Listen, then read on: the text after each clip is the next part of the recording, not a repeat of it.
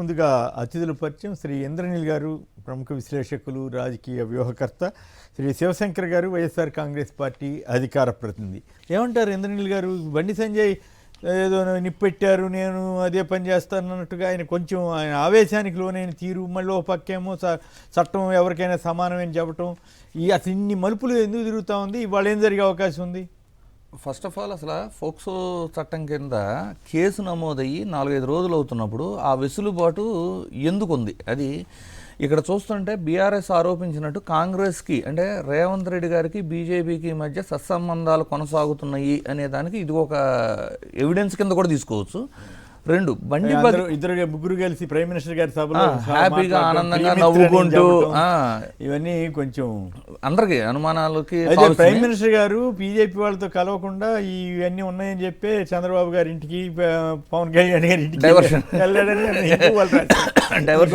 ఎందుకు లేదు. ఇంకోటి నోటీస్ చేశారంటే బండి భగీరథవి మన పాస్ట్ వీడియోస్ విద్యార్థులను కొడుతున్న వీడియోలు ఇప్పుడు సర్క్యులేట్ అవుతున్నాయి. అసలు అప్పుడే చర్యలు తీసుకొని ఉంటే ఇప్పుడు ఇంతవరకు వచ్చేది కాదు అని సామాన్య ప్రజలు సైతం ఆలోచిస్తున్నారు. ఇలాంటి ఇన్సిడెంట్స్ ఎలా ఉంటాయంటే సార్, ఇప్పుడు పశ్చిమ బెంగాల్ ఒక ఎగ్జాంపుల్ తీసుకోండి. మొన్న జరిగిన ఎలక్షన్లో ఆర్జీకర్లో జరిగిన ఒక ఇన్సిడెంట్ని ప్రాపర్గా ప్రభుత్వం హ్యాండిల్ చేయకపోవటం, అంటే వాళ్ళని కాపాడే తీరులో కొంత ప్రయత్నించారు అనే ఆరోపణలు ఎదుర్కోవడం కారణంగా మనకి ఆ ప్రెసిడెన్సీ డివిజన్ కానివ్వండి, నార్త్ సౌత్ 24 పరగణాలు అనే ఏరియాలు కానివ్వండి, దగ్గర 120 నుంచి 130 అసెంబ్లీ స్థానాలు, అంటే ఆల్మోస్ట్ 40% ఆఫ్ అసెంబ్లీ స్థానాలు మీకు కలకట్టా, ఔరా అండ్ పరగణాలు ఈ పరిధిలోనే ఉంటాయి. కేవలం ఆర్జీకర్ ఇన్సిడెంట్ వల్లనే ఆల్మోస్ట్ మమతా బెనర్జీ అధికారాన్ని 15 ఏళ్ల తర్వాత కోల్పోయింది. అంటే ఇలాంటి ఇన్సిడెంట్స్ ప్రజలు చాలా పర్సనల్గా తీసుకుంటారు. అంటే ఇది మన ఇంట్లో కూడా జరిగే అవకాశాలు ఉంటాయి, కొంచెం ఆచితూచి వ్యవహరించాలి ఇటు మీద అనే అంత తీవ్రత ఉంటుంది.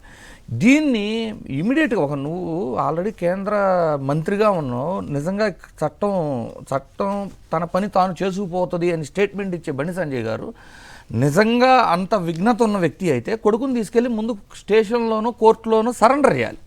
సరెండర్ చేసి దాని మీద ఇన్వెస్టిగేషను మీరు సిట్టేస్తారో సిబిఐకి ఇస్తారో మీ ఇష్టం అని చెప్పగలగాలి. ఇప్పుడు రాజశేఖర రెడ్డి గారు గతంలో జగన్మోహన్ రెడ్డి గారి మీద కొన్ని ఆరోపణలు వచ్చినప్పుడు, ఆయన సీఎంగా ఉన్నప్పుడు కావాలంటే సిబిఐ దర్యాప్తుకు కూడా మీరు రెడీ అని అసెంబ్లీ సాక్షిగా చెప్పిన సందర్భాలు ఉన్నాయి. అది నిజమైన నాయకత్వ లక్షణాలంటే. ఇక్కడ ఇతను కాపాడే ప్రయత్నాలు, ఫోక్సో చట్టంలో అమ్మాయి ఫోటో కానీ మీడియాలో కానీ పేర్లు కానీ ఎక్కడ సర్క్యులేట్ అవ్వకూడదు, కానీ ఫోటోలు కూడా సర్క్యులేట్ చేస్తున్నారు. ఇతను మనుషులే లీక్ చేశారని కూడా. ఇంకోటి ఏంటి, అత్యంత హాస్యాస్పదము అండ్ అసలు ఎంత క్రూరము అంటే హనీ ట్రాప్ అని మాట్లాడతాం. అంటే ఒక మైనర్ బాలిక విషయంలో ఫోక్సో చట్టం పరిధిలో ఉన్న ఒక కేసు విషయంలో హనీ ట్రాప్ అని మాట్లాడి దిగజారుడు తన ముందు చూడండి, దాన్ని మాత్రం ప్రజలు క్షమించరు. ఇప్పుడు దీనికి తోడు ఇప్పుడు ఆల్ ఆఫ్ సడన్ నేనేం మాట్లాడుతున్నారు, నిన్న హనుమాన్ జయంతి ఒక పక్కనేమో ఆ యాత్రలో ఏం మాట్లాడుతున్నారు, హనుమంతుని తోకకు నిప్పు పెడితే ఎలా అంటే హనుమంతులతో పోల్చుకునే అంత పరిస్థితిలో మీరు ఉండారా? ఎంత నీచమైన పని మీరు చేసి దాన్ని డిఫెండ్ చేసుకో సంబంధం లేదు, వచ్చినటువంటి ఆరోపణ సంజయ్ గారిని కూడా అట్లా అనకూడదు. కానీ హనుమంతుడు గారితో పోల్చుకునే సందర్భం కాదు కదా ఇది. అట్లా ఎంతసేపు ఏదైనా ఇన్సిడెంట్ అయితే చాలు హిందుత్వాన్ని వాడుకుందామనే ధోరణిలోనే బీజేపీ తీరుంటుంది. కానీ ఇక్కడ జరిగిన ఇన్సిడెంట్కి మతానికి ఆయనే చెప్పారు కదా, అంతకుముందు మైనర్ బాలికని రేప్ చేస్తే ఏం చేయాలి, ఎట్లా చేయాలి, సెక్షన్తో సహా రేవంత్ గారు అదే మాట చెప్పారు. మళ్ళీ ముఖ్యమంత్రిగా ఉన్నప్పుడు చెప్పారు, డ్రగ్ కేసులో తెలుగుదేశం ఎంపీ పట్టుబడితే ఆయన స్టేషన్ బెయిల్ ఇప్పించి పంపించేస్తారు. మరి ఈ కేసులో ఏం చేస్తారో తెలియదు. కానీ ఇవన్నీ కూడా ఎలా ఉందంటే డెఫినెట్లీ అధికారం ఉన్న వాళ్ళకి చట్టం చుట్టం లాంటిది అనేది అయితే కొందరైతే ఇంకో కేసు రెఫర్ చేస్తున్నారు. అల్లు అర్జున్ విషయంలో ఇంత అడావుడి చేశారు కదా, ఇంత రచ్చ చేశారు కదా, మరి ఈ కేసులో ఎందుకు ఇట్లా చూసి చూడనట్టు లేదా చాలా ఉదాసీనంగా ఉన్నారు? అదే సార్, ఆలస్యం చేస్తున్నారు. ఇదంతా చాలా క్లియర్ గా. అయితే ఒకటి, నిజంగా అతని తప్పు లేకపోతే చర్య తీసుకోవటం అనేది కూడా కరెక్ట్. తప్పు ఉన్నా లేకపోయినా ఫోక్సో చట్టం ప్రకారం ఫస్ట్ అరెస్ట్ అయితే చేయాలి కదా. అరెస్ట్ చేసి ఇన్వెస్టిగేట్ చేసి నిజంగా ఏమీ లేదంటే న్యాయస్థానాల్లో నిర్దోషిగా నిరూపించుకొని బయటకు రమ్మనండి. ఎవరు చట్టాన్ని వ్యతిరేకించి మనమేం మాట్లాడాల్సిన అవసరం లేదు. కాకపోతే అసలు ఆ తీరే లేదు కదా. ఏ మహిళ కూడా అట్లా పని కట్టుకుని పైగా ఫోటోలు అన్ని బయటకు వచ్చిన తర్వాత సంబంధం లేదని అంటానికి కూడా లేదు కదా. ఇక్కడ వీళ్ళు కూడా ఏం చెబుతున్నారు, హనీ ట్రాప్ చేశారు అంటే నువ్వు యాక్సెప్ట్ చేసేసావు, ఒప్పుకున్నట్టేగా. నువ్వు చేసే ప్రతి దాడిలోనే అవును, నువ్వు దాన్ని ఫోక్సో చట్టం పరిధిలో ఒక మైనర్ బాలిక పైన జరిగేది ఏదైనా కూడా ఆ మహిళ ఇష్టం ఉన్నా కూడా వాళ్ళ పేరెంట్స్దే కన్సర్న్ అవుతుంది. పేరెంట్స్ సైతం ఆ ఇన్సిడెంట్ని రిపోర్ట్ చేయకపోయినా పేరెంట్స్ కూడా సంవత్సరం పాటు శిక్ష ఉంది ఫోక్సో చట్టంలో. ఇవన్నీ చూస్తుంటే నాకు ఏపీలో రైల్వే కోడూరు ఎమ్మెల్యే మీద వస్తే ఇంకా ఆమె మీద ఎంత ఇబ్బంది పెట్టారు, చివరికి ఆమెకి ఏమి న్యాయం జరగలేదు కదా. అంటే అక్కడ జరిగే పరిస్థితి కూడా కనపడట్లేదు సార్. అక్కడ ఒక ఇన్సిడెంట్ కాదు కదా, ఇలాంటివి చేసుకుంటూ కూర్చుంటే అక్కడే ఎదురు కేసు పెట్టారు, ఇక్కడ కూడా ఎదురు కేసు పెట్టారు రైల్వే కోడూరులో. బహుశా దాన్ని టిప్గా తీసుకుని ఇక్కడ కూడా హనీ ట్రాప్ కేసు ఇట్లాంటి అని పెట్టారు ఏమో. మరి రాయల్ విషయంలో కూడా, కిరణ్ రాయల్ విషయంలో కూడా ఎదురు కేసులు పడ్డాయి కదా, రాజస్థాన్ పోలీసులు అరెస్ట్ చేసుకెళ్లారు లేడీని. సో ఇవన్నీ అక్కడి నుంచి ఆదర్శంగా తీసుకుంటున్నారు తెలంగాణ. జనరల్ గా తెలంగాణ పోలీసుకి మంచి పేరే ఉంది, తెలంగాణ ప్రజల్లో విప్లవవాదం ఎక్కువ. పోలీసులు కూడా చాలా వరకు పద్ధతిగానే ఉంటున్నారనే ఫీలింగ్ ఉంది. బట్ సరే, విమర్శలు ఇట్లాంటి రాజకీయమైనటువంటి విషయాల్లో మరి వాళ్ళు కూడా ఇబ్బంది. కానీ రెండు ప్రభుత్వాలకి అంటే అటు బీజేపీ కావచ్చు ఇటు కాంగ్రెస్ కావచ్చు త్వరితగతిన చర్యలు తీసుకోకపోతే మాత్రం ప్రజల నుంచి ఆగ్రహావేశాలే కాదు చాలా డ్యామేజ్ కూడా. వాళ్ళు అటెండ్ అవుతారా అటెండ్ అవరా విచారణకి? నోటీసులు ఇచ్చిండారు, చూడాలి ఇచ్చిండారు. అటెండ్ కాకపోతే ఎందుకంటే కోర్టులోనేమో రాలేదు, 14కి ఎప్పుడు వాయిదా పడిందంట కదా. యాంటిసిపేటర్ వేసుకున్నారు కానీ మోస్ట్లీ ఫోక్సోలో ఎలా ఇస్తారు సార్ యాంటిసిపేటర్? మరి ఏమవుతుందో చూడాలి. దుర్గా ప్రసాద్ గారు గుంటూరు నుంచి. దుర్గా ప్రసాద్ గారు నమస్కారం, మాట్లాడండి. నమస్కారం అండి. సిట్ అంటే ఇది సిట్ అంటే సిట్ స్టాండర్డ్ స్టాండర్డ్ అంతేనా? సిట్ వల్ల ఫెయిల్ అవ్వడం కాదు. Okay, right. ఓకే, శివశంకర్ మీరు కూడా మాట్లాడతారా? మీకు వేరే అంశంలోకి వెళ్దాం అనుకున్నాను. ఇక్కడ తెలంగాణ ఆంధ్రప్రదేశ్ లో ఈ యొక్క ఇలాంటి కేసులు కానీ ఏదైనా జరిగినప్పుడు చిత్ర విచిత్రాలు జరుగుతా ఉన్నాయి. ఎందుకు ఇటు మాట చెప్పాలంటే, మీరు అన్నట్టు ఆంధ్రప్రదేశ్ లో ఏది జరిగినా కూడా బాధితుల మీద కేసు పెట్టడం అనేటువంటిది ఒక ఆనవాయితీగా మారిపోయింది. ఇక్కడ తెలంగాణలో మీరు అన్నట్టు పోలీస్ వ్యవస్థ బాగున్నా కూడాను ఈ యొక్క పై వాళ్ళ ఒత్తిళ్లు ఎలా ఉంటాయంటే కనుక తనకు అనుకూలంగా ఉండే వాళ్ళు. ఎందుకు ఇది చెబుతున్నానంటే, సాక్షాత్తు ఒక ఎంపీ పట్టుబడితే డ్రగ్స్ కేసులో కనీసం కౌన్సిలింగ్ కూడా పంపించుకోకుండా డైరెక్ట్ స్టేషన్ బెయిల్ ఇచ్చి పంపించారు. అదే కేసులో ఇంకొక నిందితుడు పడితే వాళ్ళకు రాజకీయంగా సరిపోలేదని చెప్పిచ్చేసేసి జైలుకు పంపిస్తారు. ఇక్కడ రెండు అంశాలు చూసుకోవాలి. ఇక ఈ యొక్క బండి సంజయ్ గారి విషయంలో ఒక భారతీయ జనతా పార్టీని ఎంటైర్ని నిందించాల్సినటువంటి అవసరం లేదు, కానీ వ్యక్తిగా ఆయన ఉన్నటువంటి స్థానంలో కేంద్ర హోంశాఖ సహాయ మంత్రిగా ఉన్నప్పుడు ఇమ్మీడియట్ గా తన కుమారుడు దొరకలేదు అని చెప్పిచ్చేసి పోలీసులు కరీంనగర్కి వెళ్ళి నోటీసుల మేనమామకు అబ్బాయి మేనమామకు ఎవరికో ఇచ్చారంట.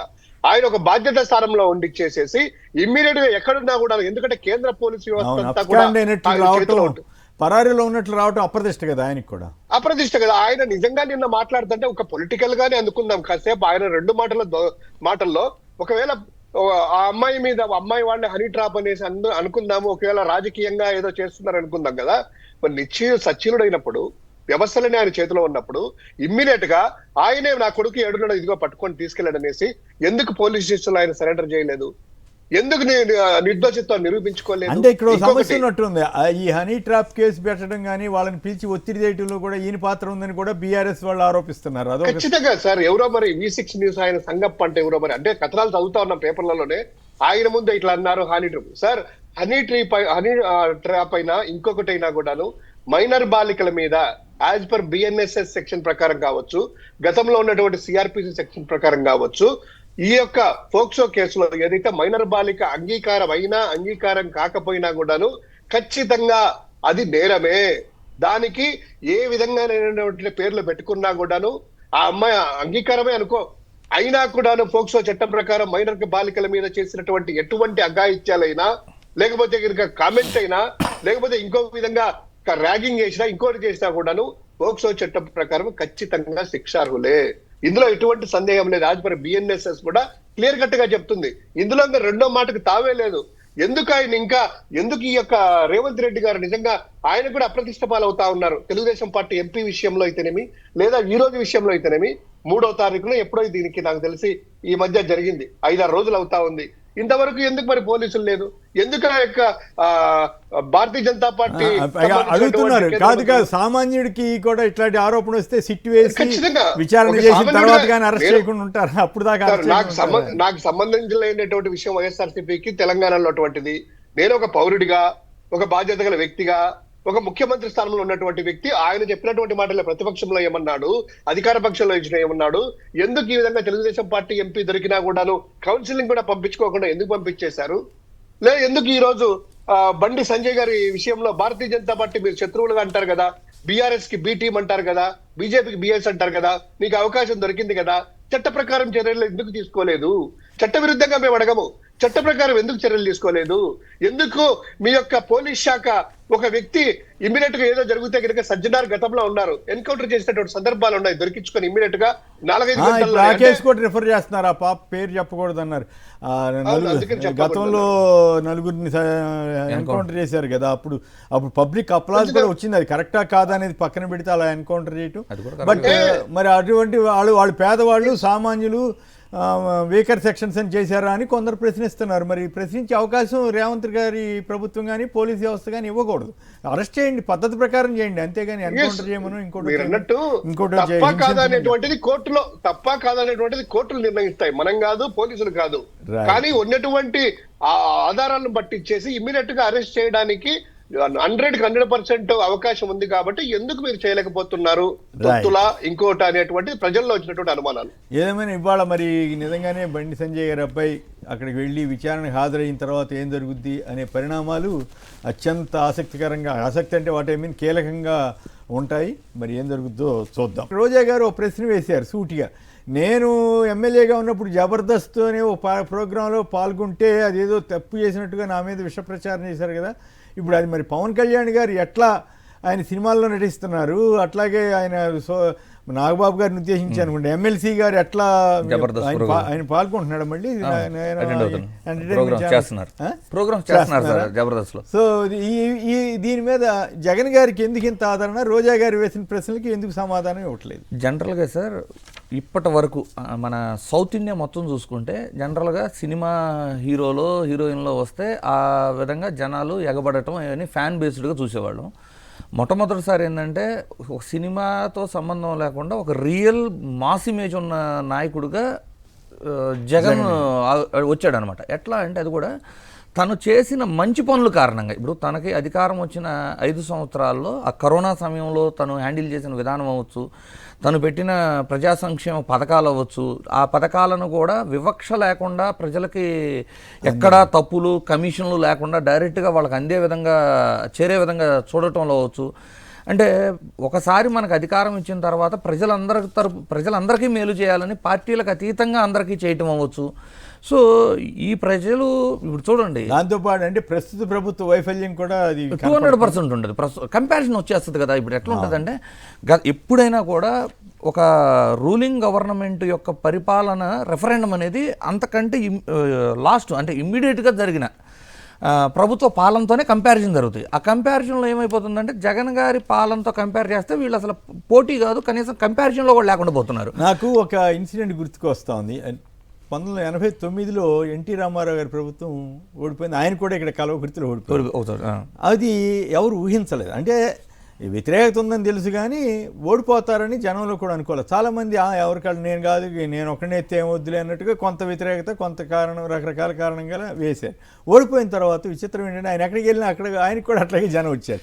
అప్పుడు ఎట్లా వచ్చారో ఇప్పుడు అంతకంటే ఎక్కువ వస్తున్నారేమో అనేటువంటి భావన నాకు కలుగుతా ఉంది. సో జగన్ గారు అంత జనం వస్తున్నారు కాబట్టి ఆంక్షలు పెట్టాలనో తను ఇంకొంచెం ఇబ్బంది పెట్టాలనో ప్రయత్నాలు కూడా జరుగుతున్నాయి. రెండోది ఇక రోజా గారు మాట్లాడింది 200% కరెక్ట్ కదా. ఇప్పుడు కొంతమంది ఏం మాట్లాడారు అంటే రిటైర్డ్ ఐఏఎస్లు కూడా ఏం మాట్లాడుతున్నారు అంటే మంత్రి పదవి చేపట్టిన తర్వాత వ్యక్తిగత వ్యాపారాలు కానివ్వండి, వ్యక్తిగతంగా కొన్ని సినిమాలు, కాల్ షీట్లు, డేట్స్ కొన్ని కేటాయించాలి అంటే డెఫినెట్లీ క్యాబినెట్లోనో లేదు సెక్రటేరియట్లో కూడా పర్మిషన్ తీసుకోవాలి అవసరం లేదు అనే విధంగా మాట్లాడున్నారు సార్. వాళ్ళు మాట్లాడొచ్చు కానీ కోర్టు కూడా వెళ్ళినట్టున్నారు కదా వెళ్ళారు విజయ్ కుమార్ గారు. విజయ్ కుమార్ గారు. బట్ ఐ డోంట్ థింక్ అది కరెక్ట్ కాదు. ఎందుకంటే మనం అంతకుముందు చూసాం కదా ఎన్టీ రామారావు గారు ఏ గవర్నమెంట్ ఏ పర్మిషన్ తీసుకుని సినిమాలు నటించాడు. విశ్వామిత్ర సినిమా శ్రీనాథుడు కూడా అప్పుడే వచ్చినట్టుంది కదా. అంటే విశ్వామిత్ర సినిమా అయితే కోర్టులు కొట్టేయచ్చు, రూల్ లేకపోవచ్చు కానీ సార్ ఇక్కడ కూడా మనము శాలరీ కూడా తీసుకుంటున్నప్పుడు దీనికి కూడా జస్టిఫికేషన్ ఇవ్వగలగాలి కాదు. ఇక్కడ పాయింట్ ఏంటంటే వ్యక్తిగతంగా ఆయన సినిమా షూటింగ్ చేసుకుంటే చేసుకునేవ్వండి, అదేం పెద్ద ఆక్షేపణ జనం నిర్ణయించుకోవాలి. కానీ రోజా గారు చేస్తేనేమో తప్పు, పవన్ కళ్యాణ్ గారు చేస్తే ఒప్పు అనే పాయింట్ అది వాళ్ళు జనరల్ గా 2 నాలుకల ధోరణి ఉన్న పార్టీ కాబట్టి వాళ్ళు ఎప్పుడైనా మాట్లాడగలరు. కాకపోతే సార్ ఇప్పుడు పవన్ కళ్యాణ్ గారు అసలు కేబినెట్ మీటింగ్లకి ఎన్నిటికీ అటెండ్ అవ్వగలుగుతున్నారు. అలాగే తన శాఖలు ఇప్పుడు ఏదో చంద్రబాబు గారు ర్యాంకింగ్లు ఎత్తే ప్రతిసారి పాపం పవన్ కళ్యాణ్ గారిని లీస్ట్ ర్యాంక్ లో పెడతారు. సో అంటే అప్పుడు లీస్ట్ ర్యాంక్ లో పెట్టారని ఎట్లా అంటారు, పని చేయనప్పుడు నువ్వు దీనికి ప్రాధాన్యత ఇవ్వగలగాలి కదా. ఆ ర్యాంకింగ్ ఇంప్రూవ్మెంటో లేదు సరిగా పని చేయలేకపోతున్నావు అంటే ఇక్కడ ఇంపార్టెన్స్ ఇవ్వాలి కదా. ఆ అటెండెన్స్ అంటే అది ఆ కాన్సన్ట్రేషన్ అంత కీలకమైన డిపార్ట్మెంట్ ఆయన చేతిలో లేదు, 2 హ్యాండిల్ చేయాలి నేను చేయలేకపోతున్నా అంటే కొన్ని శాఖలు వేరే వాళ్ళకన్నా పంచాయతీరాజ్ శాఖ అనేది చాలా పెద్ద శాఖ సార్. జనం వస్తుండేవాళ్ళు ఇతర రోజుల్లో విద్యాధర వాళ్ళు ఎవరు ఉన్నప్పుడు చూసేవాడిని కదా, దివాకర్ రెడ్డి గారు కొంతకాలం ఉన్నట్టు వాళ్ళంతా చాలా ఎప్పుడు కోర్టులని అవి అని వాళ్ళకి జ్యుడిషియల్ పవర్స్ కూడా ఉంటాయి సెమీ, అవన్నీ పెద్ద పనుల్లో ఉండేవాళ్ళు. మరి ఇప్పుడేమో మరి ఆ స్థాయిలో జరుగుతున్నాయో లేదో మనకు తెలియదు. రైట్. ఇక శివశంకర్ గారు చెప్పండి, ఏంటి జగన్ గారికి ఈ జనం రావటం ఏంటి? ఎక్కడికి వెళ్ళినా ఇవాళ మొదటిసారి కాదు, ఈవెన్ అనంతపురం జిల్లా పామిడికి వెళ్ళినా కూడా ఆ జనం రావటంలో ఉన్నటువంటి సంకేతాన్ని మీరు ఎట్లా చూస్తారు? సంక్షిప్తంగా చెప్పండి, మిగతా అంశాలకు కూడా వెళ్దాం. ఒకటి సార్, నిన్న దాదాపు విపరీతమైనటువంటి ఎండలు దాదాపు 12 గంటల వరకు ఆ సమయంలో ఇక్కడ మీరు గమనిస్తే కనుక జెన్జీ బ్యాచ్ అంటే అందరూ కూడా దాదాపు కాలేజీ విద్యార్థులు, యువత, అదే విధంగా రైతులు, రైతు కూలీలు, ఈ 2 సెక్షన్స్ విపరీతంగా జగన్మోహన్ రెడ్డి గారి వెంట రోడ్లమ్మడి కూడా వస్తా ఉన్నారు. ఎందుకు అంటే వాళ్ళ ఆస్పిరేషన్స్ అనేటువంటిది ఈయన మాత్రమే తీర్చగలడు. ఈ యొక్క జెన్జీ బ్యాచ్ లో ఏంటంటే కనుక ఈ అన్ఎంప్లాయ్మెంట్ కావచ్చు, ఇంకొకటి కావచ్చు, రైతుల్లో కూడా మద్దతు ధరలు కావచ్చు, అంటే ఓవరాల్ గా ఏంటంటే జగన్ మీద వ్యక్తిగత అభిప్రాయము, ఆయన మీద ఉన్నటువంటి అభిమానంతో పాటు తమకు ఈ యొక్క కూటమిలో అన్యాయం జరుగుతా ఉంది, బై మిస్టేక్ ఎందుకో మరి వాళ్ళు చేసిన పొరపాట్లో వాళ్ళు అనుకోవడము ఈవీఎంలో ఏదో ఓడిపోయారు. ఎప్పటికైనా కూడా జగన్మోహన్ రెడ్డి గారు ఈవెన్ ఓడిపోయిన తర్వాత అంత ప్రొవకేషన్ గా ఉన్నటువంటి ఆ తరుణంలో బయటికి వచ్చినా కూడాను ఈ ప్రాంతాల వారీగా ఈ పక్క వినుకొండ తీసుకున్నా, ఆ పక్క గోదావరి జిల్లాలు తీసుకున్నా, అటుకొండు వైజాగ్ నర్సీపట్నం మెడికల్ కాలేజీలకు వెళ్ళినా, ఒంగోలుకి వెళ్ళినా, ఈ విధంగా ఆ చిత్తూరుకి వెళ్ళిన రాష్ట్ర నలుమూలలో ఎక్కడికి వెళ్ళినా కూడా జనాలు అనేటువంటిది తండోపతండాలుగా ఒక తన అభిమాన నేతగా గుర్తిస్తూ వాళ్ళందరూ కూడా రావడం అనేటువంటిది ఇది మొదటి నుంచి మీరు అన్నట్టు ఎన్టీ రామారావు గారికి మేము చూడలేదు. కానీ ఈ యొక్క దక్షిణ భారతదేశంలో కావచ్చు, అదేవిధంగా దేశంలో కూడా ప్రజాదరణ ఉంది అనడంలో జగన్మోహన్ రెడ్డి గారి తర్వాత అయినటువంటిది ఇంగ్లీష్ ఛానల్ కావచ్చు, ఎవరైనా కూడా ఒప్పుకొని తీరాల్సిన వాళ్ళ కథనాలు కూడా. ఇది ఏంటంటే ఈ యొక్క కూటమి ప్రభుత్వంలో అన్యాయం జరిగినటువంటి ప్రతి ఒక్కరు కూడాను ఏ ఒక్కరికి వర్గానికి న్యాయం జరగలేదు కాబట్టి జగన్మోహన్ రెడ్డి గారు వెంటే అనేటువంటిది ఆ ఎండలు చూడండి, మీరు విజువల్స్ చూడండి, నిన్న లైవ్ గా మేము కూడా చూసాము. ఈ యొక్క జనాలు ఏంటంటే కనుక ఎంత కంట్రోల్ చేసినా, పోలీసులు బారికేడ్లు పెట్టినా, ఇంకోటి చేసినా కూడా కాదనలేటటువంటిది ఇది యొక్క నిజం జగన్మోహన్ రెడ్డి గారి మీద అభిమానం. అంటే ప్రజాభిమానం ఉంటే సినిమా గ్లామర్ అక్కర్లేదు, జనంలో నాయకుడికి నిలబడొచ్చు అని ఆయన రుజువు చేస్తున్నట్లు. ఖచ్చితంగా సార్, ఏ అవసరం లేదు. కనీసం ఆయన క్యారెక్టర్, ఆయన క్రెడిబిలిటీ, ఆయన చేసినటువంటి మంచి పనులు ఇవి మాత్రమే చాలు అనేటువంటిది లైవ్ ఎగ్జాంపుల్ జగన్మోహన్ రెడ్డి గారు నేడు భారతదేశ రాజకీయాల్లో ఒక వ్యక్తి సార్. ఇక రెండవది రోజా గారు చేసినటువంటిది అక్షరాల నిజం సార్. రోజా గారిని ఇదే జనసేన, ఇదే తెలుగుదేశం వాళ్ళు ఎమ్మెల్యేల దగ్గర నుంచి ఆ పెద్ద నాయకుల వరకు ఎలా ట్రోల్ చేశారంటే కనుక మీటింగుల్లో కావచ్చు మైకు పట్టుకొని ఆమె క్యారెక్టర్ దగ్గర నుంచి బూత్ దాంట్లో ప్రదర్శించే ఆమె ఆ బూత్ జబర్దస్త్ అని చెప్పి ఆమెని నానా విధాలుగా హింసించారు. తర్వాత మానుకున్నట్టుంది ఆవిడ. ఈ రోజు లేటెస్ట్ గా మొన్న కూడా చూశాను, నాగేంద్ర బాబు గారు ఎమ్మెల్సీ అయ్యారు, డిప్యూటీ సీఎం తమ్ముడు, జనసేనకు నెంబర్ 2 స్థానంలో ఉండి అన్ని తీసుకున్నట్టు ఆయనే కదా విచ్చలవిడిగా జనసేన ఆయన రోజాన్ని తప్పుపట్టినటువంటి ఆయన అదే కూర్చొని ఇకిలి నవ్వులు అదే చేస్తున్నారు కదా. మరి ఇది బూత్ షో కాదా? వాళ్ళందరికీ ఇది మంచి షోలో కనిపిస్తుందా? ఏదో అంటారు కదా, తాను చేస్తేనే సంసారం, ఎదుటోడు చేస్తే ఇంకొకటి అన్నట్టు. ఎంతవరకు రోజా గారు ఇంకెవరో కలిపి నాగబాబు గారు కూడా కలిసే జబర్దస్త్ చేశారు. గతంలో నాగబాబు గారు రోజా గారు చేశారు, ఇప్పుడు ఇంద్రజ గారు నాగబాబు గారు చేస్తున్నారు. ఇంద్రజ అంటే నాగబాబు ఆవిడ. ఇంకా ఆయన కూడా డిప్యూటీ సీఎం గారు కూడా నాకు తెలిసి 4-5 సినిమాలు ఆయన డిప్యూటీ సీఎం అయిన తర్వాతనే వచ్చాయి, రిలీజ్ అయ్యాయి సినిమాలు. మొన్న కూడా రీసెంట్ గా వచ్చింది. అంటే వాళ్ళు సినిమాలు చేయవద్దు అని మేము అనం కానీ పరిపాలన మీద దృష్టి పెట్టండి అని చెప్తాం. కానీ ఈ విధంగా రోజా గారిని మీరు చేసినటువంటి ఆ యొక్క ఎకిలి చేష్టలు, ఆమె ర్యాగింగ్, ఆమెను ప్రొవోకేట్ చేశారు కదా, చాలా ఇబ్బంది పెట్టారు కదా ఆమె క్యారెక్టర్ ని కూడా. మరి ఈ రోజు ఎందుకు అవే సల్లగున్నాయా సమ్మగున్నాయా అనేటువంటిది ఆమె అడిగిన దాంట్లో నిజంగా మేము కూడాను అదే అడుగుతున్నాం వాళ్ళని. అవును విజయ్, ఇప్పుడు సీఎం అయిన విజయ్ గారేమో నేను సినిమాలు చేయనికనని అనౌన్స్ చేశారు. జననాయకన్ సినిమా చేస్తే పాపం అది రిలీజ్ కానివ్వకుండా కూడా ఆపారు రకరకాల. రైట్, మీరేమంటారు దీని మీద, నీట్ రద్దు మీద? ఇది పూర్తిగా ప్రభుత్వ వైఫల్యమనే కన్సిడర్ చేయాలి సార్. ఎందుకంటే దేశవ్యాప్తంగా ఉన్న ద బెస్ట్ ఎగ్జామ్ అనే కదా నీట్ మనం కన్సిడర్ చేసేది. ఆ నీట్ ఎగ్జామ్ని పేపర్ లీకేజ్ జరగటం అనేది డెఫినెట్లీ ప్రభుత్వ వైఫల్యం. కాకపోతే ఇక్కడ చాలామంది ఇమీడియట్గా నేను సోషల్ మీడియా చూస్తే ఏముందంటే దీనికి సొల్యూషను ఆన్లైన్ ఎగ్జామ్ రన్ చేస్తే సొల్యూషన్, ఆన్లైన్ ఎగ్జామ్ రన్ చేస్తే సొల్యూషన్ అంటున్నారు. ఆన్లైన్ రన్ చేయటం అంటే ఎలక్షన్ ఈవీఎంల మీదకి వచ్చినట్టే. ఇంకా మనకు కావాల్సిన వాళ్ళకి కావాల్సిన మార్కులు వేసుకోవచ్చు, ఎలా కావాలంటే అలా చేసుకోవచ్చు. ఇప్పుడు పేపర్ అనేది ఎవిడెన్స్ ఉంటుంది, తర్వాత రీవాల్యుయేషన్ కావాలన్నా లేదా కోర్టులో ఆన్లైన్లోనే చేస్తున్నారంటే. అవును చేస్తున్నారు, అదే నేను అంటుంది. ఇప్పుడు ఈ ఈవీఎంలు ఇవన్నీ చూసిన తర్వాత మెడికల్ సంబంధించిన సబ్జెక్ట్ కాబట్టి జేఈ అయినా కూడా సార్ ఏదైనా పేపర్ మీద కొన్ని పేపర్ మీద ఉండాల్సిందే, ఎలక్షన్ అయినా బ్యాలెట్ మీద ఉండాల్సిందే. ఎందుకంటే సాఫ్ట్వేర్ అనేది మనము అంటే మ్యానిపులేట్ చేయాలి. ఎవరొకళ్ళు ఇప్పుడు ఆన్లైన్లో అంటే ఎక్కడ కాలేజీకి వెళ్ళి ఆన్లైనా లేకపోతే ఇంటికాడ కూడా కూర్చొని ఆన్లైన్లో చేస్తే నాకు తెలియక అడుగుతున్నాను. రాబోయే రోజులు ఇప్పుడు టోఫుల్ ఇవన్నీ సెంటర్కి వెళ్ళి చేయాల్సిందే కదా. సెంటర్కి వెళ్ళి చేస్తే అప్పుడు ఆన్లైన్లో మోసం ఎట్లా జరుగుతుంది? చేయొచ్చు సార్. ఇప్పుడు మనం ఓట్లు ఈవీఎంలు ఎట్లా పోలిస్తారు? అదే సార్ నేను అంటుంది, ఇక్కడ కూడా చేసే వస్తాయి. ఇప్పుడు దాకా రాలేదేమో, రేపు వస్తాయి. సాఫ్ట్వేర్ అనేది ముందస్తుగానే అనుమానాలు చెబుతున్నారు. వచ్చే ఛాన్స్ ఉన్నప్పుడు ఏదైనా పేపర్ మీదే ఉండాలి. కాకపోతే ఇది మరీ దుర్మార్గం సార్. 23 లక్షల మంది వాళ్ళ పిల్లల మీద ఎంత ప్రెజర్ ఉంటుంది. ఎగ్జామ్ కంప్లీట్ అయిపోయింది అనుకున్న తర్వాత ఇప్పటికే నీట్ ఎగ్జామ్ అంటే ప్రైవేటు కోచింగ్ సెంటర్లో లక్షలు పోసి చదివితే కానీ ర్యాంక్ రాని పరిస్థితికి మారిపోయింది నీట్ పెట్టిన తర్వాత. పైపెచ్చు పేద విద్యార్థులు మళ్ళీ దీనికి ప్రిపేర్ అయ్యి ఆ ఎగ్జామ్కి వెళ్ళి అటెండ్ అయ్యే పరిస్థితులు చాలా కష్టం. ఒకప్పుడు తెలుగుదేశం గవర్నమెంట్లో ఈ పరీక్ష పేపర్లు లీక్ అయితే గాలిముద్ర కృష్ణాయుడితో రిజైన్ చేయించారు ఆ రోజు. సరే ఇప్పుడు ఆ పరిస్థితులు లేవనుకోండి. అంటే ఇప్పుడు అట్లా చేయించాల్సి వస్తే ప్రతి సంవత్సరం ఎవరో ఒకరిని చేయించాల్సి వస్తుంది. అట్లా అయిపోయినాయి రకరకాల. అంటే కాంగ్రెస్ ప్రభుత్వం అధికారంలో ఉన్నప్పుడు ఒక రైలు యాక్సిడెంట్ ఏదైనా జరిగితే రైల్వే శాఖ మంత్రి రాజీనామా చేసేవారు. చేశారు కాబట్టి అంటే అది చెయ్యాలని కాదు, బట్ ఒక బాధ్యతగా చూశారు. అంబటి రామకృష్ణ యాదవ్ గారు పిసిసి ప్రధాన కార్యదర్శి లైన్లో ఉన్నారు. రామకృష్ణ గారు నమస్కారం, మాట్లాడండి. సార్ నమస్తే సార్. ఇవాళ ఇప్పుడు కేంద్ర ప్రభుత్వం వీళ్ళు వచ్చిన తర్వాత ఇది మొదటిసారి కాదు సార్.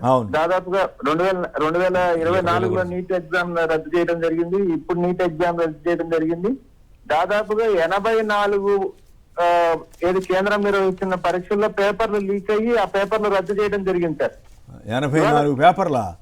84 వివిధ పరీక్షలు. అయ్యో బాబోయ్, నిజమా? కేంద్ర ప్రభుత్వం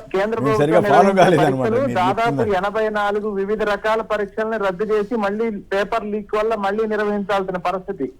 2024లో ఎవరైతే డీజీగా ఉన్నారో ఈ ఎగ్జామ్ అంటే డైరెక్టర్ జనరల్ ఎగ్జామ్ కండక్ట్ చేయడానికి ఎవరైతే ఉన్నారో అతన్ని మార్చి వాళ్ళ మళ్ళీ అతనికి ప్రమోషన్ ఇచ్చి హయ్యర్ పొజిషన్ లో కూర్చోబెట్టడం జరిగింది సార్ ఇదే మోడీ ప్రభుత్వంలో. అంటే మాటలు నీతి నిజాయితీ బయటికి చెప్పడానికి ప్రవచనాలే తప్ప అదేవిధంగా వీళ్ళ పరిపాలనలో ఉన్న బీహార్ లాంటి రాష్ట్రం గాని, వీళ్ళ పరిపాలనలో ఉన్న మధ్యప్రదేశ్ లాంటి రాష్ట్రాలు గాని, వీళ్ళ పరిపాలనలో ఉన్న రాజస్థాన్ రాష్ట్రంలో గాని రాష్ట్రాలు నిర్వహించే పరీక్షలు కూడా అన్ని పేపర్ లీక్లే. అన్ని లీక్లేనా? వీళ్ళ బ్రాండే పేపర్ లీక్ గవర్నమెంట్. మరీ టూ మచ్ గా విమర్శించమండి. ఎందుకంటే తప్పుగా కాంగ్రెస్ టైంలో మాత్రం జరగలేదా? కాంగ్రెస్ టైంలో కూడా జరిగింది. అదే విధంగా నిన్న కేంద్ర మంత్రి ధర్మేంద్ర ప్రధాన్ సమాధానం చెప్పుకోలేక విలేకరులు అడుగుతుంటే కారెక్కి ముఖం చాటేసి వెళ్ళిపోయిన దృశ్యాలు మనం నిన్న నేషనల్ మీడియాలో మొత్తంలో చూడటం జరిగింది. సో అటువంటి పరిస్థితుల్లో 23 లక్షల మంది పిల్లలు ఒకసారి ప్రిపేర్ అయ్యి రాసిన ఎగ్జామ్ మళ్ళీ వాళ్ళకి టెన్షన్ గురి చేస్తూ ఎగ్జామ్ సింపుల్ గా ఒక మాట పరీక్ష ఫీజు కట్టన అవసరం లేదని సింపుల్ గా చెప్పేసి మళ్ళీ పరీక్ష పెడుతున్నామంటే ఎవరు బాధ్యత వహించాలి, ఎవరిపైన చర్యలు తీసుకోవాల్సిన వాళ్ళ బాధ్యత తీసుకోవాలా, బాధ్యత నుంచి తప్పించాలా అనేది కూడా ఈ కేంద్ర ప్రభుత్వం వాళ్ళ ప్రజలకు సమాధానం చెప్పాలి కదా. అదే విధంగా మీరు పర్మిషన్ ఇస్తే ఇంకొక విషయం సార్, చెప్పండి. బంగారం ఇంపోర్ట్స్ విషయంలో గానీ, పెట్రోల్ క్రూడ్ ఆయిల్ విషయాల్లో గానీ ఇవన్నీ కూడా మళ్ళీ ఏదో ట్యాక్స్ వేసారంట కదా, దిగుమతి ట్యాక్స్ అని వాళ్ళు వేసారట, అదే ముందే వేస్తే కొనుగోలు చేయొద్దు అనే దానికంటే ఇవాళ ఒకటేసారిగా 10% పెంచడం జరిగింది. 10% అంటే ఉన్న 5%కి 10% కలిపితే 15% ఇంపోర్ట్ టారిఫ్స్ పెంచారు. ఇవాళ సార్ యుద్ధం మొదలైంది ఫిబ్రవరి నెల ఆఖరులో, దాదాపు 2 నెలలు గడిచిపోయింది. మార్చి 9వ తారీఖున లీడర్ ఆఫ్ అపోజిషన్ వార్న్ చేయడం జరిగింది, భారీ పెను తుఫాన్ రాబోతుంది, ఆర్థిక వ్యవస్థ పైన బీభత్సమైన భారం పడబోతా ఉంది, మేల్కోండి అని చెప్పడం జరిగింది. 10 రోజులు ఎలక్షన్ కి 10 రోజులు అంటే ఈనాటి నిన్న మోడీ మాట్లాడడానికి 10 రోజుల ముందు, ఎలక్షన్ కి 4 రోజుల ముందు కూడా అమిత్ షా ఏమీ పర్వాలేదు, అంత బ్రహ్మాండంగా ఉంది, విశ్వగురు చేతిలో ఉంది, ప్రపంచాన్ని జయించాం, థర్డ్ లార్జెస్ట్ ఎకానమీ అని మాట్లాడుతున్న ఏది అమిత్ షా ఇవాళ ఏమొచ్చి ప్రవచనాలు చెప్తా ఉన్నారు. పైగా సార్ ఇంకా అంటే అది బాధాకరమైన పదం ఏం వాడాలో మీరు బహుశా అది పర్మిట్ చేయరేమో కానీ నేను వేరే నాట్ సౌండ్ లాంగ్వేజ్. నెహ్రూ కాలం నాటి స్థితికి ఇందిరాగాంధీ లాల్ బహదూర్ శాస్త్రి నాటి కాలం స్థితికి తీసుకెళ్లి ఈనాటి స్థితిని పోల్చి ఆ రోజు జరగలేదా అని మాట్లాడుతూ ఉంటే, కొరియాలో యుద్ధం జరిగితే నెహ్రూ దేశం పైన ఇంపాక్ట్ ఉంటుంది, దేశ ప్రజలందరూ భద్రంగా ఉండాలని నెహ్రూ ఆ రోజు ఎర్రకోట పైన ప్రసంగం చేశాడని, ఇదే నరేంద్ర మోడీ ముఖ్యమంత్రిగా ఉన్నప్పుడు నెహ్రూని హెక్కలు చేశాడు, ఇందిరాగాంధీని హెక్కలు చేశాడు, లాల్ బహదూర్ కాంగ్రెస్ ప్రధానులు చేసింది ఇదని ప్రతి ఒక్కటి అతని హెక్కలు వాళ్ళందరినీ అవమానకరంగా మాట్లాడారు సార్. ఇప్పుడేమో కాదుగా, దీనికంటే గౌరవం మరి ఎవరు పెట్టారు, ఇందిరాగాంధీ గారు గోల్డ్ కొనొద్దారని చెప్పి ఒక వార్త సృష్టించి వేయటం అంటే అది దారుణం కదా. మరి ఒరిజినల్ హిందూ పేపర్ వచ్చింది, ఆమెకున్న బంగారాన్ని మొత్తం దేశం దానం చేసింది. దాన్ని ఒక ఫేక్ ప్రచారం చేసి వీళ్ళు చేతగాని ప్రభుత్వం నడుపుతూ ఆర్థిక వ్యవస్థలో దాన్ని కూడా ఆనాటి కాంగ్రెస్ అంటే సార్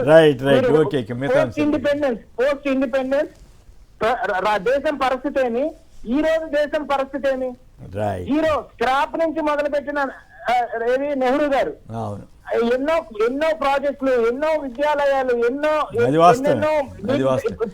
విచిత్రం ఏంటంటే రామకృష్ణ గారు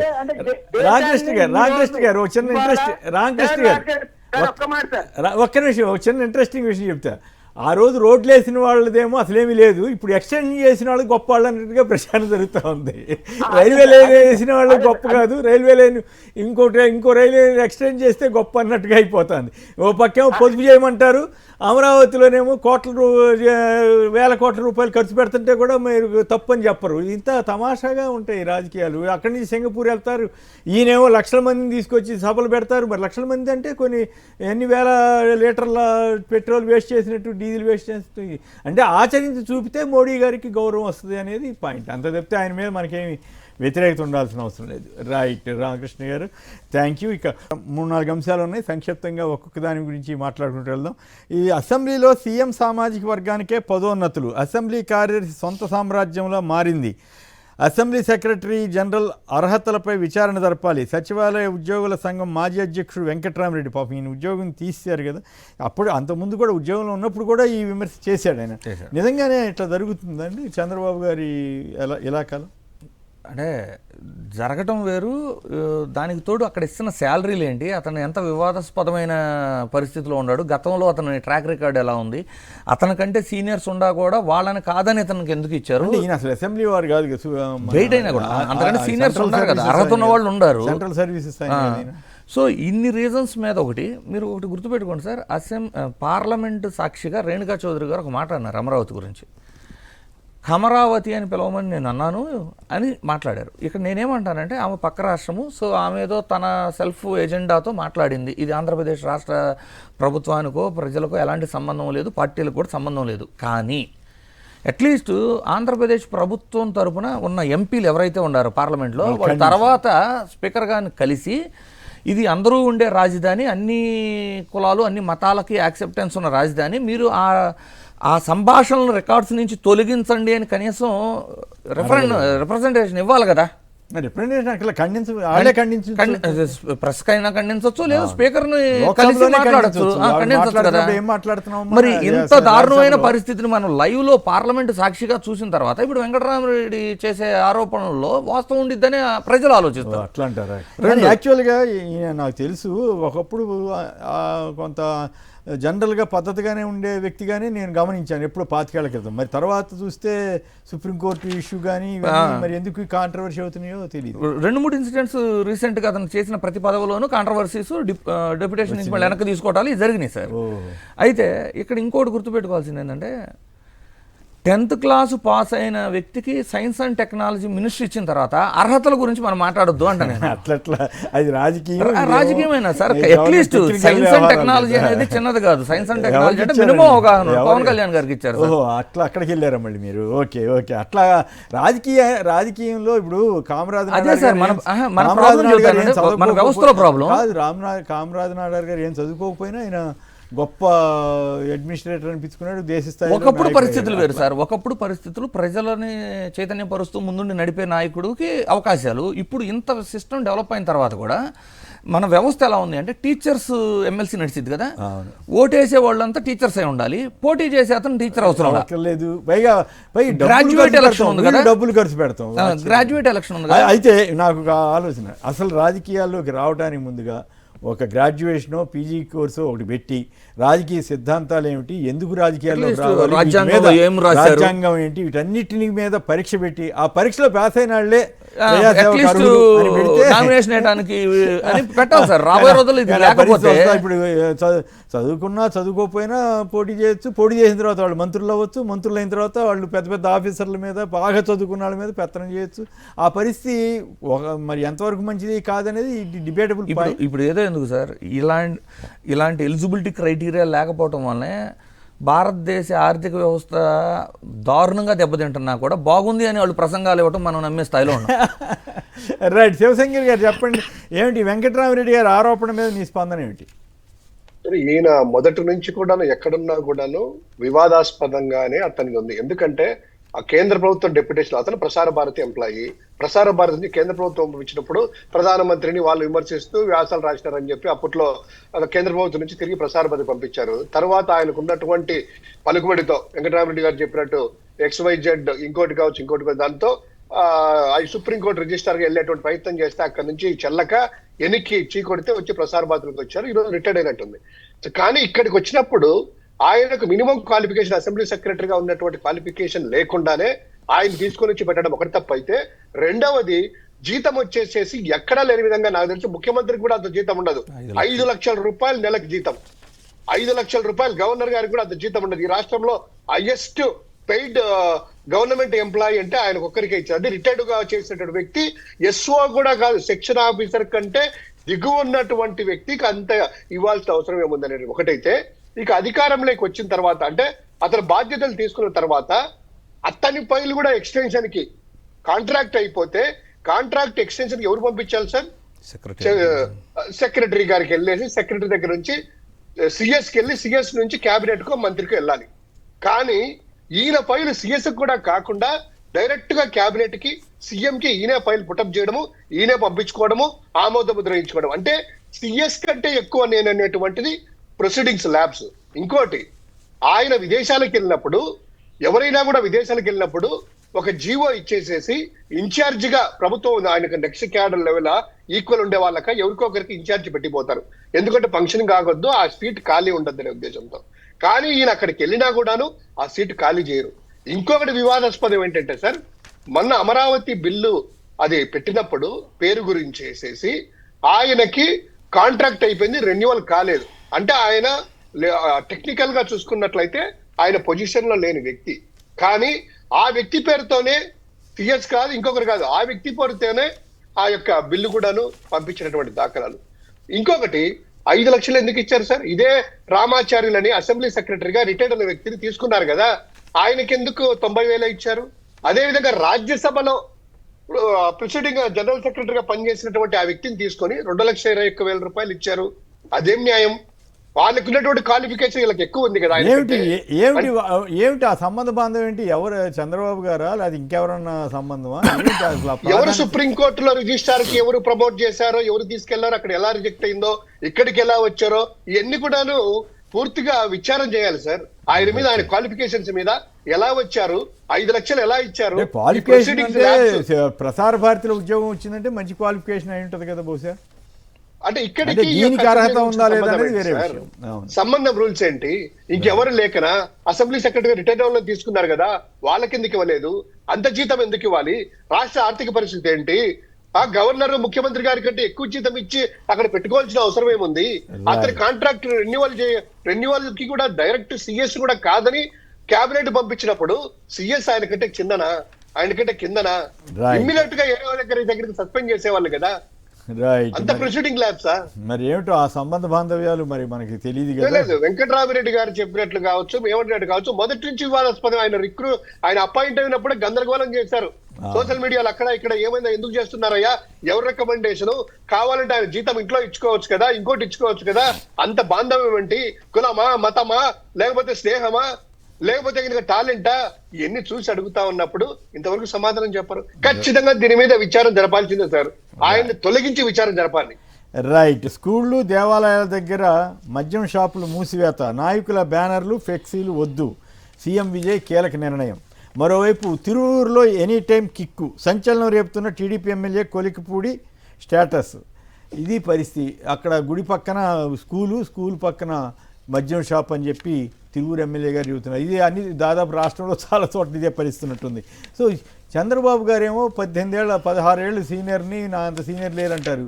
మరి 4 రోజులు సీనియర్ కూడా కానీ విజయ్ ఇట్లాంటి నిర్ణయం తీసుకుంటే చంద్రబాబు గారు ఎందుకు చేయలేకపోతున్నారు? బెల్ట్ షాపులు విత్తలవిడిగా ఎందుకు సాగుతున్నాయి? టీడీపీ ఎమ్మెల్యేనే మొత్తుకుంటున్నా కూడా ఎందుకు చర్య తీసుకోవట్లేదు? సార్, ఆంధ్రప్రదేశ్లో 3,731 వైన్ షాపులకి పిలవడం జరిగింది టెండర్. సో ప్రజెంట్ బార్లు, బెల్ట్ షాపులు కాకుండా అఫీషియల్గా 3,700 పైచులకు వైన్ షాపులు ఉన్నాయి. మీరు కానీ తిరువూరు ఎమ్మెల్యే ఈరోజు ఆయనకేదో వాళ్ళకి పొసక్క ఉన్న వాస్తవాలు బయటకు చెప్తున్నారు. సో అది కానీ మనం చూస్తే అతను చాలా క్లియర్గా ఏం చెప్పారు, ఎప్పుడైతే ఆ షాప్ని అక్కడి నుంచి తీసేయమన్నానో అప్పటి నుంచి నాకు నెలకు 1,50,000 కప్పం కట్టడానికి సిద్ధమయ్యారు, ఆఫర్ ఇచ్చారు అనేది మాట్లాడుతున్నారు. సో ఒక నియోజకవర్గంలో యావరేజ్గా 21 వైన్ షాపులు ఉంటాయి సార్. ఏది ఈ 3,731 డివైడెడ్ బై 175 వేసుకుంటే యావరేజ్గా 21 వైన్ షాపులు ఉంటాయి. ఈ 1,50,000 ఈ విధంగా కప్పం కడితే వీళ్ళు నెలకు 32 లక్షల లెక్కన 5 సంవత్సరాల్లో 20 కోట్లు కేవలం వైన్ షాపులు ఇచ్చే 1,50,000 మీద అఫీషియల్, నేను మళ్ళీ బెల్ట్ షాపులు చెప్పట్లేదు, ఒక్కొక్క నియోజకవర్గంలో ఎమ్మెల్యేకి 20 కోట్లు కేవలం వైన్ షాపులు ఇచ్చే కమిషనే రావాలి. ఎట్లా తప్పు కదా? మరి ఆయన చెప్పిన లెక్క నేను ఇప్పుడు 1,50,000 అంటే ఏడాదికి అంత 32 లక్షలు, ఒక నెలకి 32 లక్షలు, ఏడాదికి 4 కోట్లు ఒక్కొక్క షాప్ నుంచి 1,50,000 ఇస్తే, అంటే ఇది రాష్ట్ర వ్యాప్తంగా చూసుకుంటే దగ్గర 3,500 కోట్లు వీళ్ళు కమిషన్ ఇస్తున్నారు. అంటే ఇవి కాక మళ్ళీ పోలీస్ మామూళ్ళు ఉంటాయి, మళ్ళీ రకరకాలు ఉంటాయి, ఇందులో సిండికేట్లో ఉంటుంది. అంటే ఇదంతా కూడా ఎవరి నుంచి దోసుకుంటున్నట్టు. రైట్. ఈ కల్తీ మద్యం ఆరోపణలు వస్తేనేమో లేవంటారు, ఎవరైతే పట్టించారో వాళ్ళమే కేసు పెడతారు. నాణ్యమైన మద్యం హామీగా ఇచ్చి వచ్చాం కాబట్టి మేము ఇంటింటికి లేదు ఒక్కొక్క వీధిలో 4 బెల్ట్ షాపులు మెయింటైన్ చేస్తామని అఫీషియల్ గా రన్ చేస్తున్నారు వాటిని. రైట్. ఇంకొక పాయింట్ చెప్పండి, సంక్షేమ టైం అయిపోయింది. కసుబుస్ అంట శ్రీశక్తి అమలుతో బస్సులని కిటకిటలాడుతున్నాయని ఎల్లో మీడియా రాసుకుంది, ఏంటి కదా ఏమన్నా? సార్, ఈ ఇన్సిడెంట్ అయితే నా పర్సనల్ ఎక్స్పీరియన్స్. నేను ఒక 6 months బ్యాక్ ఒంగుటూరు, నెడదవోలు ఏరియాలో నా బిజినెస్ పర్పస్ మీద నేను వెళ్ళాను. అక్కడ లేడీస్ అయితే ఎంత అసభ్యంగా తిట్టుకుంటున్నారంటే ప్రభుత్వాన్ని, ఈ ఉచిత బస్సు ఎవరు పెట్టమన్నారు? ఎందుకంటే ఉచిత బస్సు పెట్టి సర్వీసెస్ తగ్గించేయటం వలన ఇంతవరకు మేము అంటే టికెట్ కొనుక్కోనన్నా బస్సులో వెళ్ళేవాళ్ళం. ఇప్పుడు ఈ సర్వీస్ తగ్గిపోవటం వలన మేము ఆటోల్లో కిక్కిరిసి ప్రమాదకరమైన ఆటోల్లో వెళ్లాల్సి వస్తుంది. సో ఇది అసౌకర్యంగానూ ఉంది, మాకు చాలా ఇబ్బంది పడుతున్నామని 6 నెలల క్రితమే ఉంది న్యూస్, ఇప్పటికి కవర్ చేయగలిగారు. ఓకే, సంక్షిప్తంగా ఒక మాటలో చెప్పండి, టైం అయిపోయింది. దీని మీద మన మద్యం వ్యవహారం మీద విజయ్కి చంద్రబాబు గారి సర్కారుకు ఉన్న తేడా మీద శివశంకర్. సార్ ఒకటి, గతంలో జగన్మోహన్ రెడ్డి గారు అంతకు ముందు నుండి 14-19 చంద్రబాబు హయాంలో విచ్చలవిడిగా బెల్ట్ షాపులు రద్దు చేసేసి దగ్గర 3,902 షాపులని 30% తగ్గించేసేసి లిమిటెడ్ గా పెట్టించేసేసి ప్రభుత్వం అమ్మింది.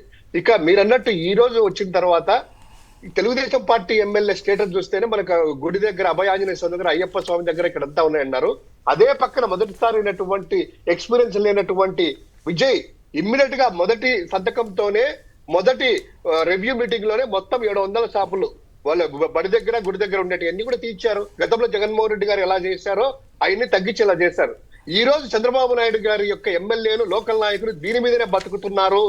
ఇది ప్రజల రక్తం తాగుతున్నారు, వాళ్ళకి మంది ఎక్కిచ్చేసి వాళ్ళ రక్తం వీళ్ళు సక్ చేస్తున్నారు అనేటువంటిది తెలుగుదేశం పార్టీ ఎమ్మెల్యేనే సాక్షాత్తు పెట్టినటువంటిది ఈ యొక్క ఆయన వాట్సాప్ స్టేటస్ కూడా అఫీషియల్ గా. అంటే అక్కడేమో గుళ్ళ దగ్గర బల్ల దగ్గర తీసేస్తే జగన్మోహన్ రెడ్డి గారి గుళ్ళ దగ్గర బల్ల దగ్గర ఉండేటువంటిదే కాకుండా బెల్ట్ షాపులన్నీ కూడా ఈ రోజు చంద్రబాబు నాయుడు గారు గుళ్ళ దగ్గరనే బార్లు పెట్టించేసేసి ఆ యొక్క లోకల్ ఎమ్మెల్యేలకు, ఎంపీలకు కప్పం కడుతూ వాళ్ళే మేనేజ్ చేస్తూ దాదాపు ప్రజల రక్తం తాగుతున్నారు. ఇది విజయ్ గారికి జగన్ గారు చేసినటువంటిది ఏదైతే ఇన్స్పిరేషన్ తీసుకున్నారో, ఇక్కడ చంద్రబాబు గారు వాళ్ళిద్దరిని కాదని చెప్పి మాకు ఆదాయ వనరుగా ఉంటే చాలు, ప్రజల ఆరోగ్యాలు ఎలా అయితే ఏమి, వాళ్ళ రక్తం మేము తాగుతామనేటువంటి రక్తం అనక్కర్లేదు. రైట్, అట్లనే ఉంది సార్. పాపం పేదోడు కదా, అట్లనే ఉంది సార్. మరి కాదుగా వాళ్ళు ఇక తెలుగుదేశం వాళ్ళ గొప్పతనం ఏంటంటే సాయంత్రం పూట మేము తాగిస్తాము అందుకే ఓట్లేయండి అని అడిగారు. జనం ఓట్లు వేసినట్టు లెక్క, కొంత ఓట్లు వేసారా కొంత అనేది వేరే విషయం. కానీ ధైర్యంగా మద్య నిషేధం చేసినటువంటి ఒక రాజకీయ పార్టీ మద్యం తాగిస్తామని చెప్పి ఓట్లు పొందటం అంటే మరి సమాజంలో రాజకీయ పార్టీలు దిగజారుడుతనమా ఏంటనేది ఎవరికి. కలెక్టర్ల సమావేశంలో కూడా నాణ్యమైన మంది ఇస్తున్నామని చెప్పి అదొక అంశంగా దాని గురించి కలెక్టర్ల సమావేశం నాణ్యమైన మంది. ఓకే, రాజధాని రైతుల్లో 97.8% మందికి స్థలాలు ఇచ్చారంటే మరి ఎక్కడున్నాయో పేపర్ మీద ఉన్నాయని కొందరు అంటారు, నిజంగా ఇచ్చామంటారు, శ్మశానాల్లో ఇచ్చారని కొందరు అంటారు, పలుకుబడి ఉన్న వాళ్ళకేమో మంచి బైపాస్ పక్కన ఇచ్చారంటారు. మరి డెవలప్మెంట్ సంగతి ఏమిటి? ఊరికే ఇచ్చేస్తే సరిపోద్దా? మొత్తం అన్నీ డెవలప్ చేసినందుకు కదా వాళ్ళ భూములు తీసుకుంది, చేస్తామని కదా. లాటరీ ద్వారానే రైతులకు ప్లాట్లు ఇచ్చామని కూడా ఆయన చెప్పారట. అమరావతిలో భూదందా, చంద్రబాబు ప్రభుత్వం తీరుపై పోరాటం, రైతు సంఘం నేత మాజీ మంత్రి వడ్డే శోభనాద్రీశ్వరరావు. ఉట్టికెకరలేనమ్మా స్వర్గానికి ఎగురుతుందన్నట్లుగా అమరావతి రాజధాని నిర్మాణంపై ఏపీ ప్రభుత్వం తీరు ఉందని ఆయన ధ్వజమెత్తారు. అర్హత ఉన్న ప్రతి కుటుంబానికి సంక్షేమం, అధికారులకు సీఎం ఆదేశించారు. మొన్న ఏమన్నారు? అనర్హులను ఏరివేయాలన్నారు. ఇప్పుడు తెలివిగా అర్హత ఉన్న కుటుంబానికి సంక్షేమం అంటే అనర్హులను ఏరివేయమని ఇండైరెక్ట్గా చెప్పటం, అది చంద్రబాబు గారి యొక్క నేర్పరితనం అని అనుకోవాలి.